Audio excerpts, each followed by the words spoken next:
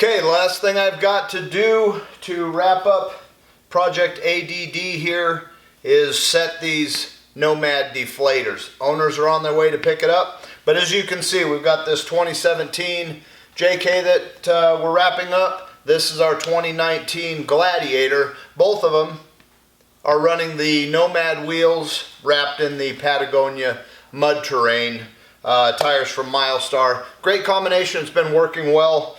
I've had several builds and packages, as mentioned before, with this combination. But one of the things that I wanted to point out is how the Nomad wheel works. A lot of times I'll have people come up and they're kind of confused because there are two ports within the wheel. One for airing up, one for airing down. So I wanted to show how I set that and why, and each vehicle per its use is going to be set a little bit differently. But for the deflation on this one, I'm going to go ahead and tighten the Allen set screw in there maximum, and what that'll deflate to is in a neighborhood of about 15 to 16 psi. So the Nomad wheels are great because with this deflator built in, you just have to walk around while everybody else is fumbling with a key, a set of deflators.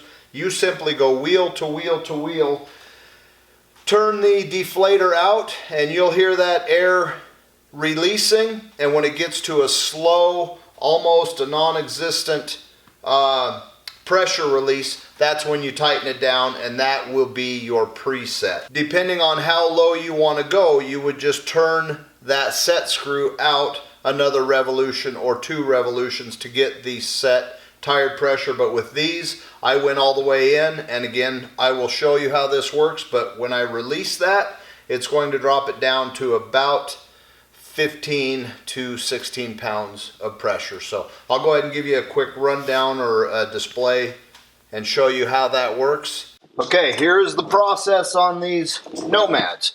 Under here, cap number 1 is basically your standard valve stem. So I have these presetted at 45 is what the tire pressure should be in them at the moment.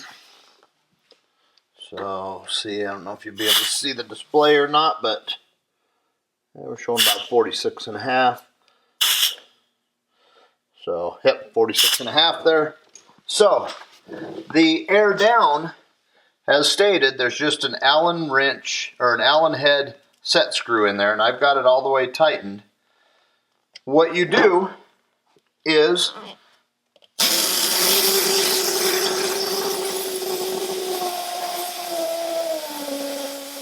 spin that out and let it start deflating. It kind of sputters a little bit, but that'll level off.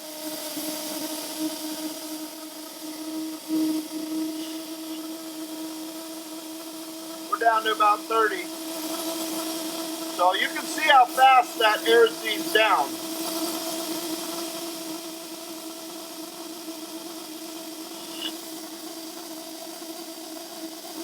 So as it starts to taper and fade like that, I'll let it get down to about a whisper and we'll check.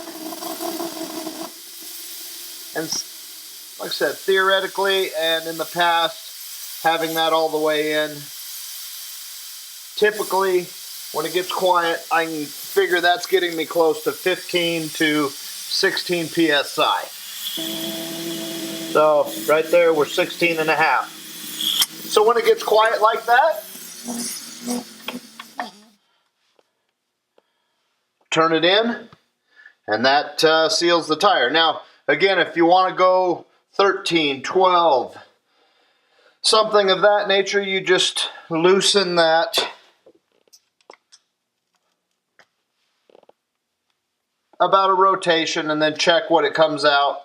But for this, like I said, I'm going to keep it tight, and again, when I know that gets quiet, that's typically going to be right around 15 to 16. So there we are, 15 and a half.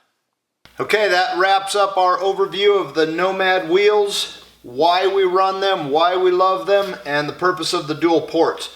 If you're interested in looking at some, then you can go to TerraFlex.com. They've got a ton of colors, different styles, sizes, but this is, again, our overview of them and why we love them. If you had heard about them and just had some questions, hopefully this helped you out. If you hadn't heard of them, maybe this will give you reasoning to consider them. But you can always check out TerraFlex.